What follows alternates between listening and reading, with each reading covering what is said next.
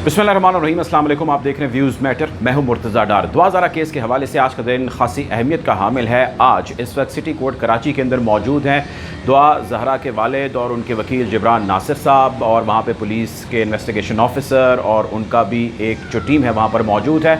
और आज जो है इस केस की समाअत जारी है। इसके हवाले से थोड़ी सी हम बात करेंगे, साथ हम बात करेंगे प्रोटेक्टिव बेल के हवाले से जो कि ज़हीर ऑलरेडी हासिल कर चुका है।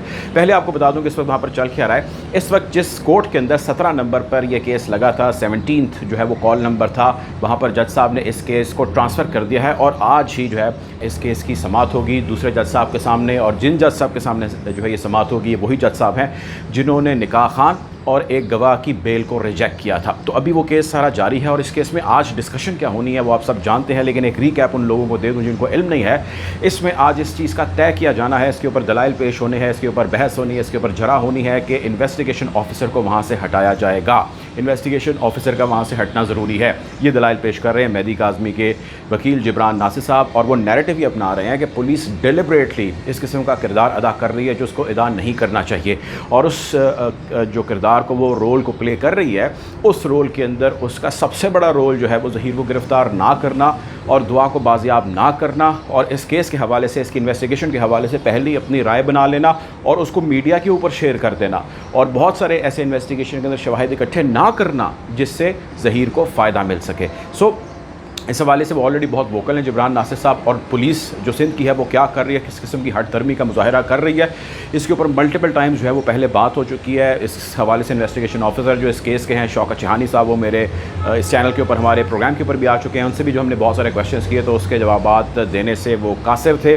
लेकिन खैर आज इसके हवाले से जो है वो जज साहब को कन्विंस किया जाएगा, या तो पुलिस उनको कन्विंस कर लेगी या मेहदी काज़मी साहब के जो वकील हैं जिब्रान नासिर साहब वो उनको कन्विंस कर लेंगे और इन्वेस्टिगेशन ऑफिसर हट जाएगा। सवाल ये है कि क्या इन्वेस्टिगेशन ऑफिसर के हट जाने से ये मामला सॉर्ट आउट हो जाएगा, पुलिस अपना वो रोल प्ले करेगी जिसको करना है, क्योंकि ख्याल ये किया जा रहा है, जिब्रान नासिर साहब का भी ख्याल है और बहुत सारे लोगों का ख्याल है कि दिस इज़ नॉट समथिंग जो कि इन्वेस्टिगेशन ऑफिसर के लेवल पर हो रहा है। ये वो कुछ हो रहा है जो इन्वेस्टिगेशन ऑफिसर से अपर कैडर या उससे अपर लेवल पर हो रहा है, और इसके पीछे जो मेन या बड़ा रीज़न है जिसका जिक्र जिब्रान नासिर मल्टीपल टाइम कर चुके हैं, मेरी भी अंडरस्टैंडिंग है वो यही है कि इस सारे केस के अंदर सिंध पुलिस अपनी खुन्नस निकाल रही है।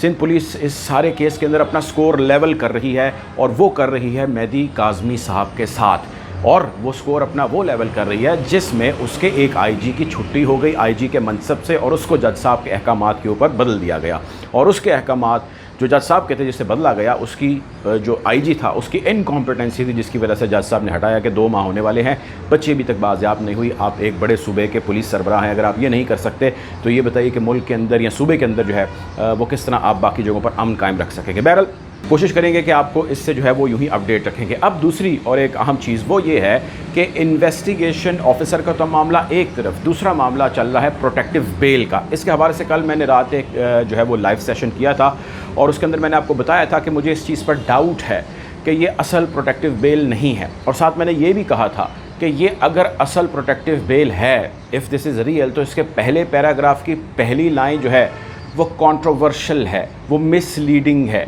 और उस कंट्रोवर्शियल लाइन का जो क्रक्स निकलता है वो ये निकलता है कि ये पहली प्रोटेक्टिव बेल है ज़हीर की बिफ़ोर दिस कोर्ट। इसकी आप जितनी भी कॉनोटेशन निकाल लें वो आप निकाल सकते हैं। मेरी आइनी बहुत सारे माहिरीन से भी बात हुई है, उनका कहना ये है कि प्रोटेक्टिव बेल जब भी ली जाती है उस प्रोटेक्टिव बेल के अंदर अदालत जिससे आप ले रहे हैं उसको बताते हैं कि क्या मैंने पहले प्रोटेक्टिव बेल ले ली है या नहीं ली। एक चीज़ आप एफिडेविट जमा कराते हैं, दूसरी चीज़ ये है कि अगर आपने पहले प्रोटेक्टिव बेल ली हो और आप अदालत को जाके ये बताएं कि मैंने पहले प्रोटेक्टिव बेल नहीं ली, तो आप अदालत को मिसगाइड करते हैं, आप अदालत को मिसलीड करते हैं।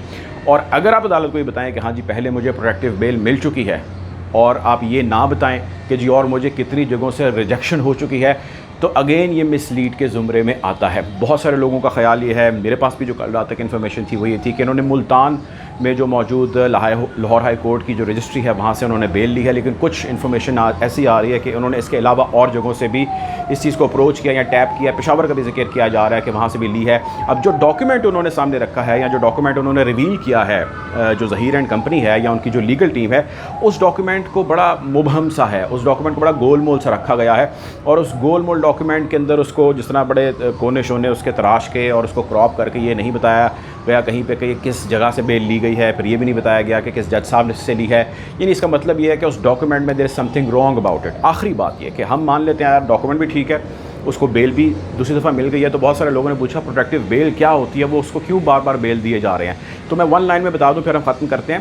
پروٹیکٹیو بیل کا مقصد ایک ہے، پروٹیکٹ کرنا. اور پروٹیکٹ اس نے کس سے کرنا ہے؟ ظہیر کو کس سے پروٹیکٹ کرنا ہے؟ ظہیر کو اس نے پروٹیکٹ کرنا ہے پولیس سے، جو کہ وہ آلریڈی پروٹیکٹڈ ہے. سو پروٹیکٹیو بیل لینے کا مقصد یہ ہے کہ آپ ایک جج صاحب کے سامنے جاتے ہیں اور کہتے ہیں کہ جی مجھے فلانے شہر کی فلانی عدالت نے طلب کیا ہوا ہے، میں نے وہاں پر پہنچنا ہے، اس کیس کے اندر میں طلب ہوں، یہ ایف آئی آر تھی، تو مجھے وہاں پہنچنے میں ڈر یہ ہے کہ پولیس پہلے گرفتار نہ کر لے اور گرفتار کر کے میرے ساتھ کچھ اس قسم کا سلوک نہ ہو کہ میرے اس کیس سے متعلق جو فیکٹس ہیں اس کو ڈسٹارٹ کر دیا جائے، اس کو خراب کر دیا جائے، یا مجھے جو ہے وہ کسی بھی قسم کا جو ہے اثر مجھ پر ڈالا جائے تاکہ میں وہاں پر پہنچ کے اپنے صحیح طرح سے دلائل نہ دے سکوں، میرا وکیل، یا میں پیشی وہاں پہ نہ بھگت سکوں، یا میں وہاں پہ پیرنٹس نہ دے سکوں. تو مجھے پروٹیکٹ کیا جائے فرام پولیس اور فرام دوز ایجنسی جو مجھے گرفتار کر سکتی ہیں.